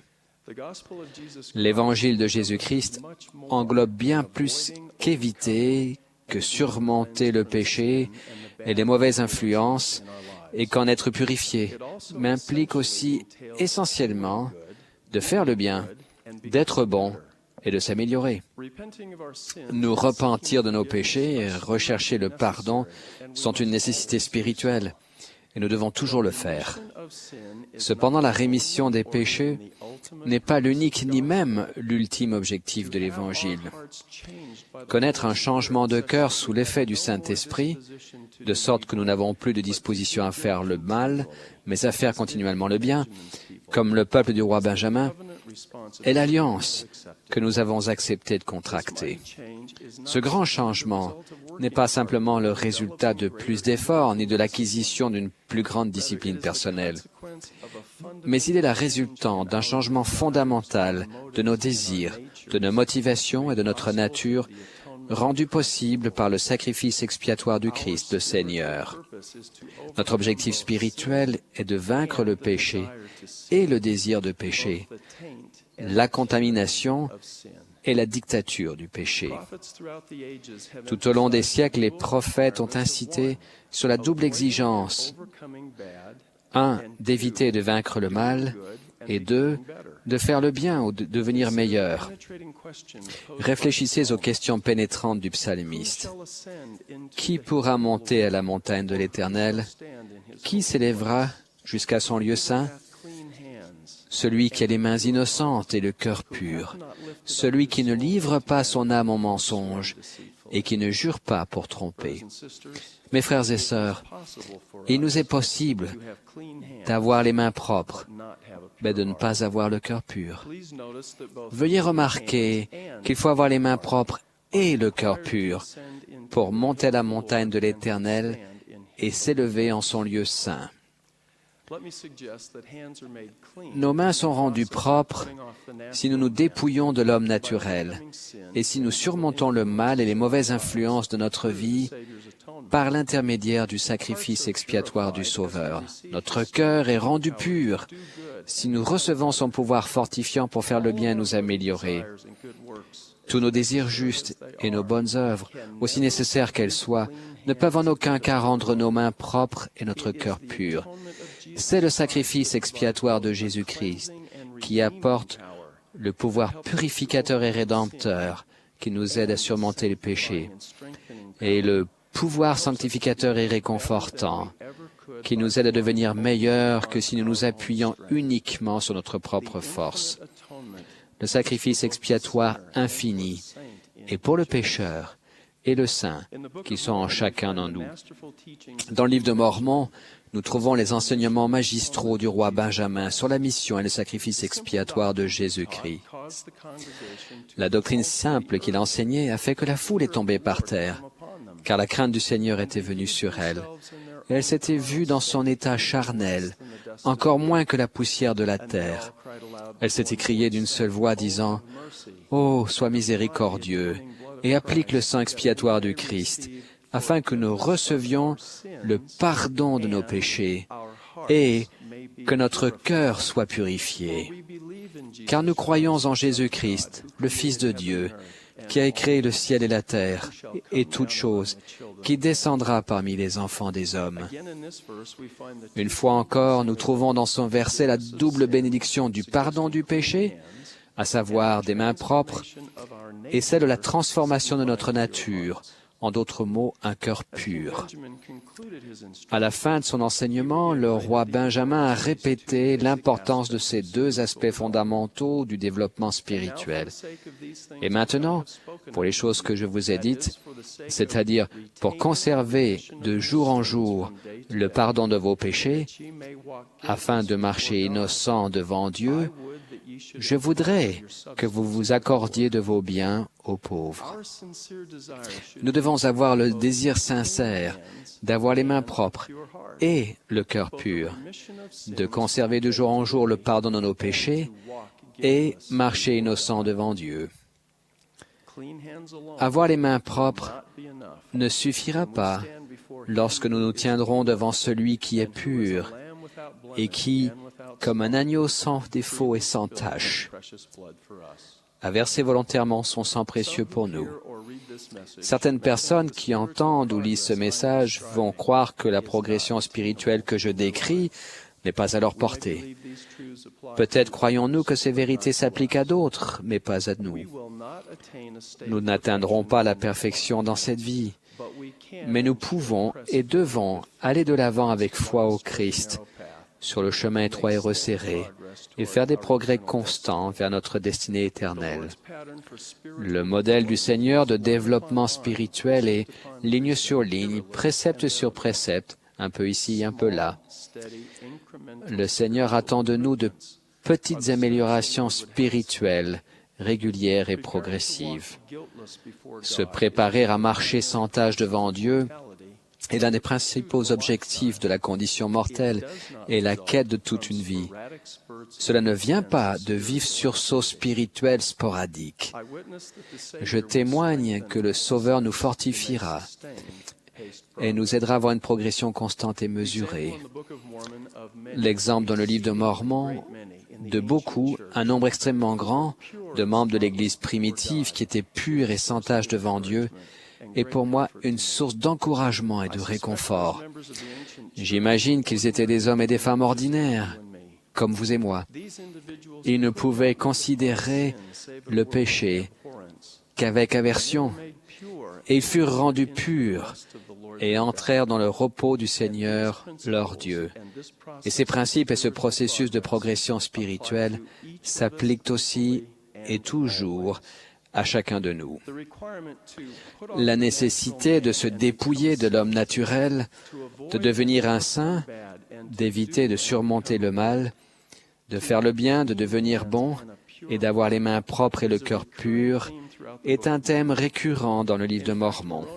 En fait, l'invitation finale de Moroni à la fin du livre est le résumé de ce thème. Oui, venez au Christ et soyez rendus parfaits en lui, et refusez-vous toute impiété. Et si vous vous refusez toute impiété et aimez Dieu de tout votre pouvoir, de toute votre pensée, de toute votre force, alors sa grâce vous suffit, afin que par sa grâce, vous soyez parfaits dans le Christ. Et en outre, si par la grâce de Dieu vous êtes parfaits dans le Christ et ne niez pas son pouvoir, alors vous êtes sanctifiés dans le Christ, par la grâce de Dieu, grâce à l'effusion du sang du Christ, qui est dans l'alliance du Père pour le pardon de vos péchés, afin que vous deveniez saints, sans tache. Puissions-nous, vous et moi, nous repentir d'un cœur sincère et aller vraiment au Christ. Je prie pour que nous recherchions par le sacrifice expiatoire du Sauveur à avoir les mains propres et le cœur pur, afin que nous devenions saints, sans tache. Je témoigne que Jésus-Christ est le Fils du Père éternel et notre Sauveur. Lui, qui est sans tache, nous rachète du péché et nous donne la force de faire le bien et de devenir meilleurs. J'en témoigne. Au nom sacré de Jésus-Christ. Amen.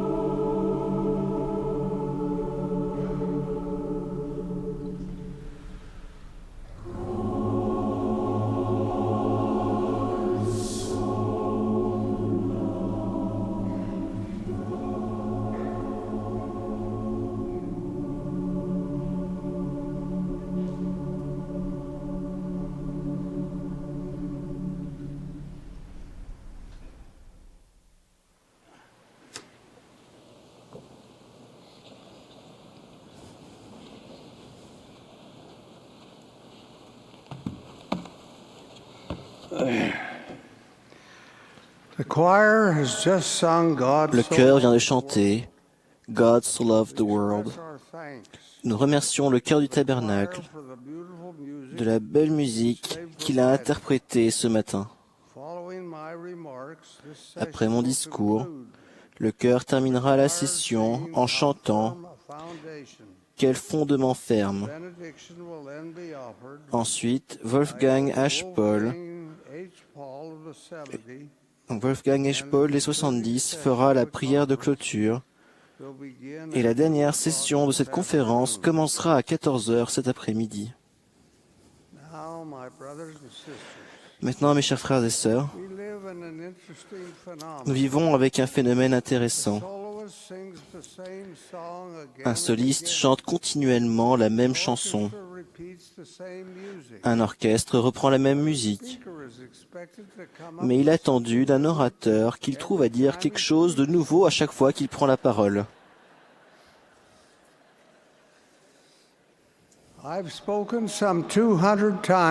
J'ai parlé quelques 200 fois en conférence générale. Je vais rompre avec la tradition ce matin et répéter dans une certaine mesure ce que j'ai dit à une autre occasion. L'Église est devenue une grande famille répandue sur toute la terre.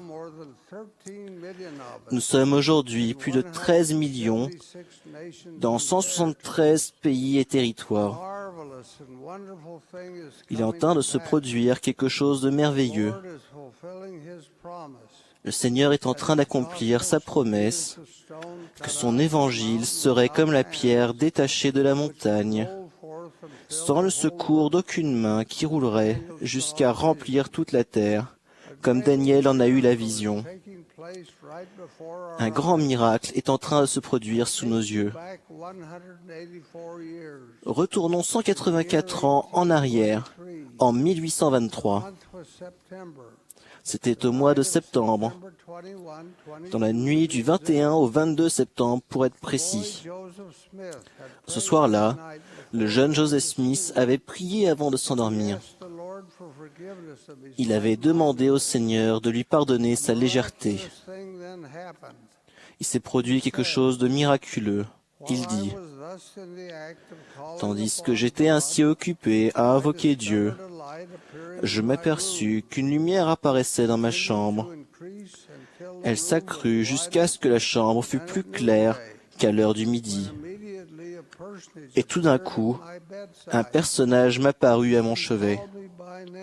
Il m'appela par mon nom et me dit qu'il était un messager envoyé de la présence de Dieu et que son nom était Moroni, que Dieu avait une œuvre à me faire accomplir et que mon nom serait connu en bien et en mal parmi toutes les nations, familles, langues, ou qu'on en dirait du bien et du mal parmi tous les peuples.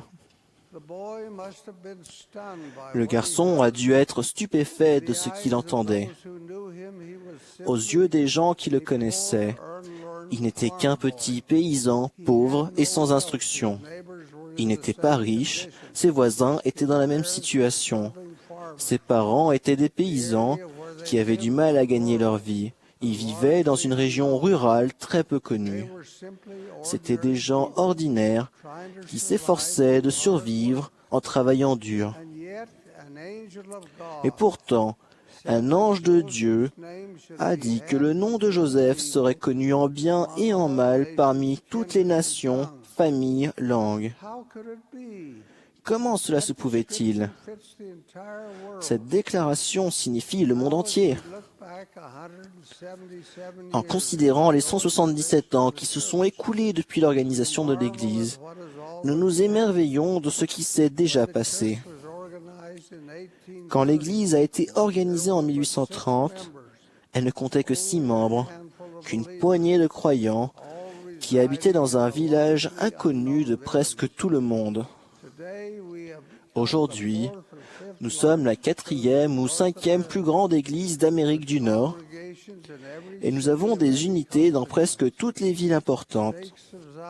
Aujourd'hui, des pieux de Sion s'épanouissent dans chaque État des États-Unis, dans chaque province du Canada, dans chaque État du Mexique, dans chaque pays d'Amérique centrale et dans toute l'Amérique du Sud. On trouve des unités dans toutes les îles britanniques et dans toute l'Europe où des milliers de personnes se sont jointes à l'Église au cours des années. L'œuvre s'est étendue aux pays baltes et jusqu'à la Bulgarie, l'Albanie et d'autres régions de cette partie du monde. Elle s'étend à toute la Russie, Elle atteint la Mongolie et tous les pays d'Asie et les îles du Pacifique, l'Australie, la Nouvelle-Zélande, ainsi que l'Inde et l'Indonésie. Elle est florissante dans de nombreux pays d'Afrique. Nos conférences générales sont diffusées par satellite et par d'autres moyens dans 92 langues différentes. Et ce n'est que le commencement. L'œuvre continuera de croître, de prospérer et de se répandre sur la terre. Elle doit le faire pour que la promesse que Moroni a faite à Joseph soit tenue. Cette œuvre est unique et merveilleuse. Elle est fondamentalement différente de toute autre doctrine religieuse que je connaisse. Lorsqu'il était sur la terre, Jésus a dit, « Or la vie éternelle, c'est qu'ils te connaissent toi, le seul vrai Dieu, et celui que tu as envoyé, Jésus-Christ. » À 14 ans, Joseph a eu, au cours de cette glorieuse première vision, une expérience différente de toute autre expérience humaine dont on ait trace. À notre connaissance, à aucun autre moment, Dieu, notre Père éternel, et son Fils bien-aimé, le Seigneur ressuscité, ne sont apparus sur terre ensemble. Au moment du baptême de Jésus par Jean dans le Jourdain, la voix de Dieu s'est fait entendre, mais on ne l'a pas vue. Sur la montagne de la transfiguration, la voix de Dieu s'est fait de nouveau entendre, mais il n'est pas indiqué qu'il soit apparu. Étienne a vu le Seigneur à la droite de Dieu, mais ils ne lui ont pas parlé, ni ne l'ont instruit. Après sa résurrection, Jésus apparut aux Néphites sur le continent américain. La voix du Tout-Puissant se fit entendre 3 fois, présentant le Christ ressuscité. Mais il n'y eut pas d'apparition du Père. Cette vision de 1820 que Joseph eut quand il pria dans les bois et au cours de laquelle le Père et le Fils lui apparurent tous les deux est véritablement remarquable. L'un d'eux lui parla, l'appelant par mon nom, et dit, en lui montrant l'autre, « Celui-ci est mon Fils bien-aimé. Écoute-le. » Rien de tel ne s'était jamais produit auparavant. On est amené à se demander pourquoi il était si important que le Père et le Fils apparaissent.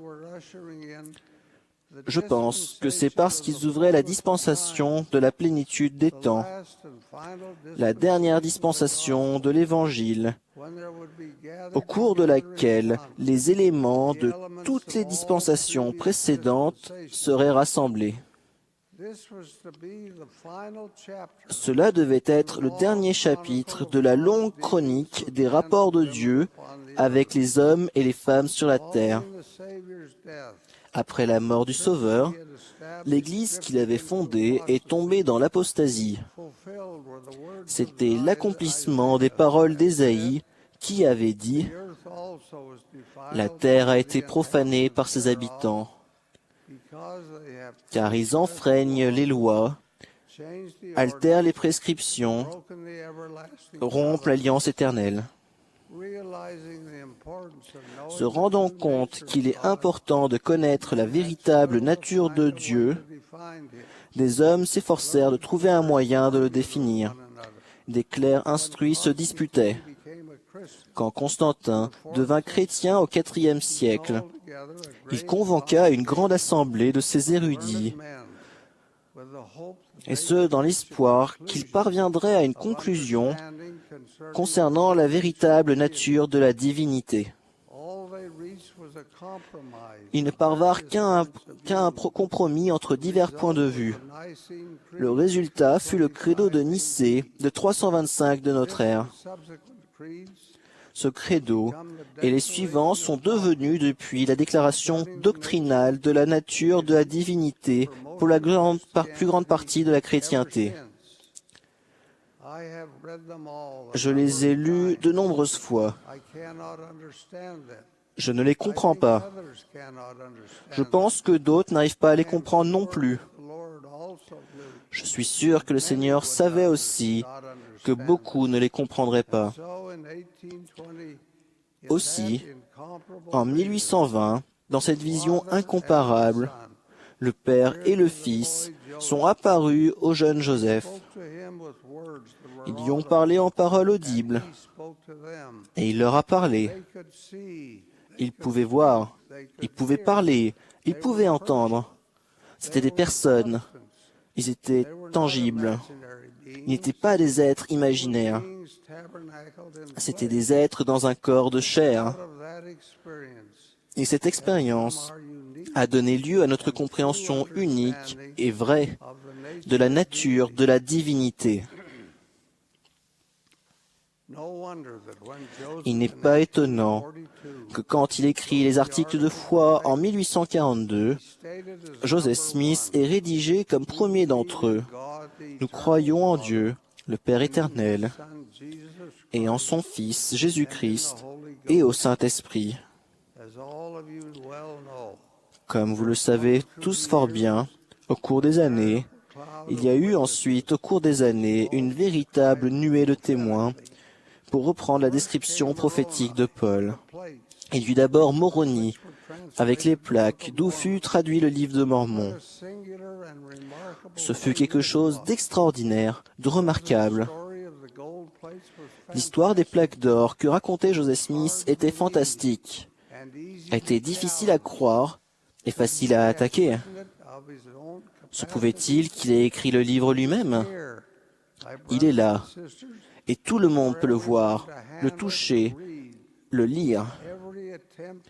Toutes les tentatives d'explication de son origine, autres que celles qu'il a données, ont échoué. Il était très peu allé à l'école. Pourtant, en très peu de temps, il a produit la traduction qui, publiée, couvre plus de 500 pages. Paul déclara que toute affaire se réglera sur la déclaration de 2 ou de 3 témoins. Pendant des siècles, la Bible avait été seule. C'est un livre précieux et merveilleux. À présent, il y a un deuxième témoin qui déclare la divinité du Christ. À ma connaissance, le livre de Mormon est le seul livre jamais publié qui comporte la promesse que celui qui le lit en prière et en posant des questions à son sujet, il obtiendra par révélation du pouvoir du Saint-Esprit la connaissance qu'il est vrai.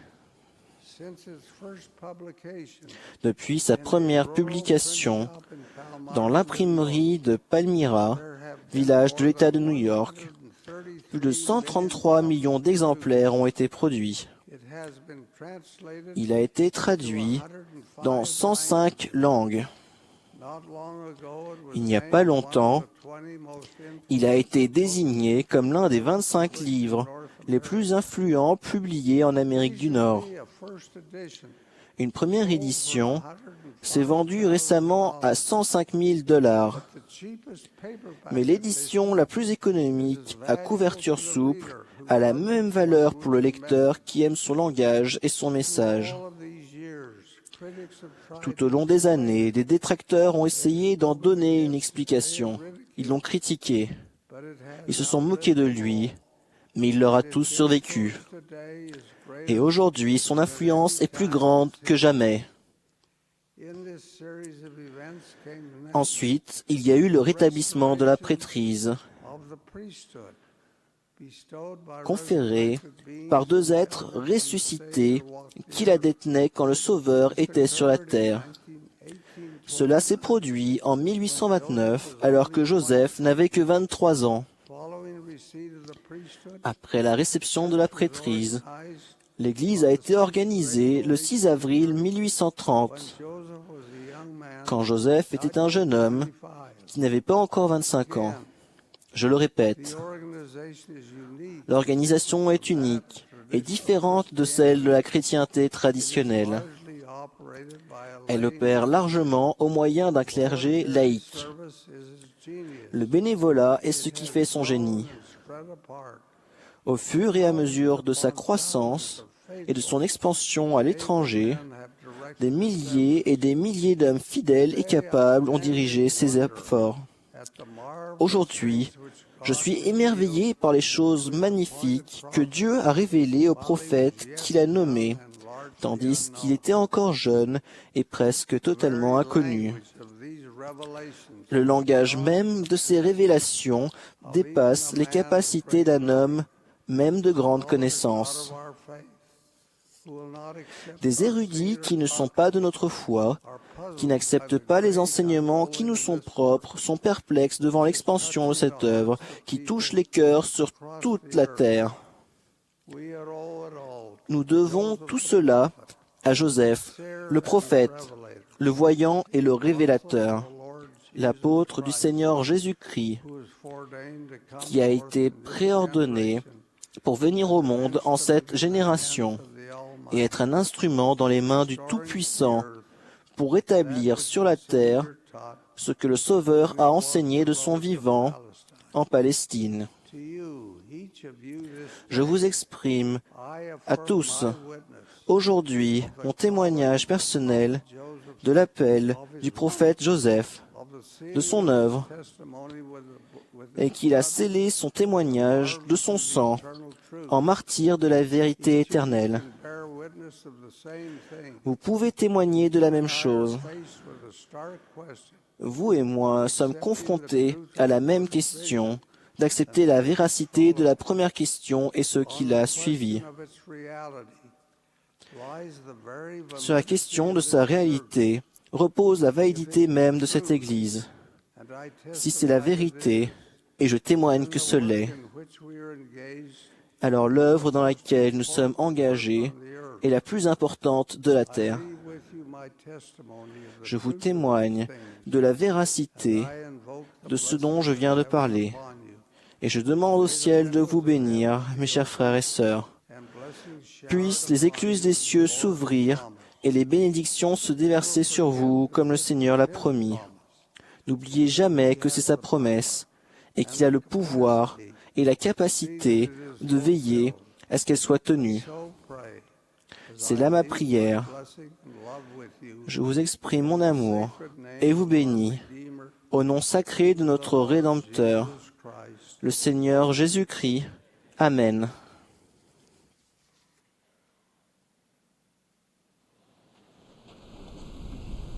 Faithful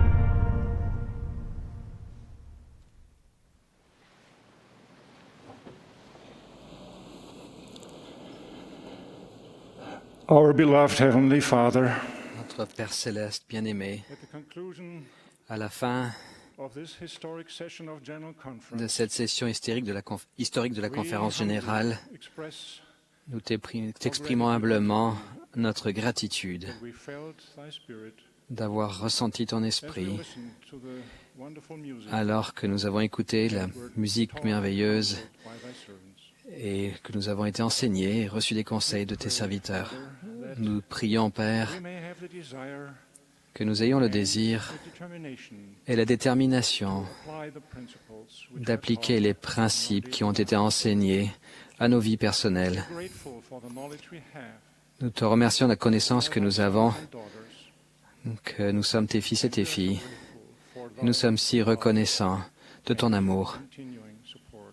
et du soutien continuel que tu nous donnes. We are grateful, Heavenly Father, for Nous sommes reconnaissants, Père éternel, pour ton Fils bien-aimé, notre Rédempteur, Jésus-Christ, his atoning sacrifice. de son sacrifice expiatoire pour nous. We are grateful for Nous sommes reconnaissants pour le prophète Joseph Smith for the restoration of the gospel. et pour le rétablissement de l'Évangile en ces derniers jours. Living prophet, Pour le prophète vivant que nous avons aujourd'hui, le président Gordon B. Hinckley, counselors, President pour ses nobles conseillers, le président Monson et le président Eyring, le Collège des 12 apôtres, we sustain que nous soutenons seers and comme prophètes voyants et révélateurs.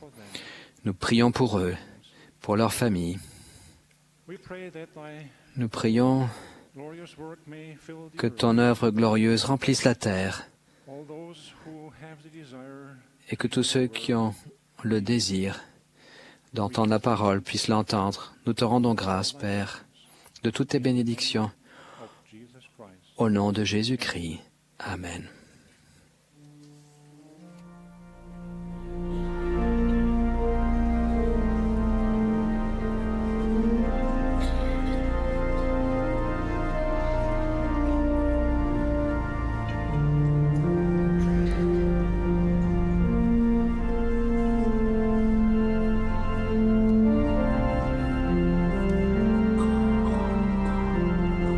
This has been a broadcast of the Vous venez d'assister à la 177e conférence générale d'octobre de l'Église de Jésus-Christ des Saints des Derniers Jours.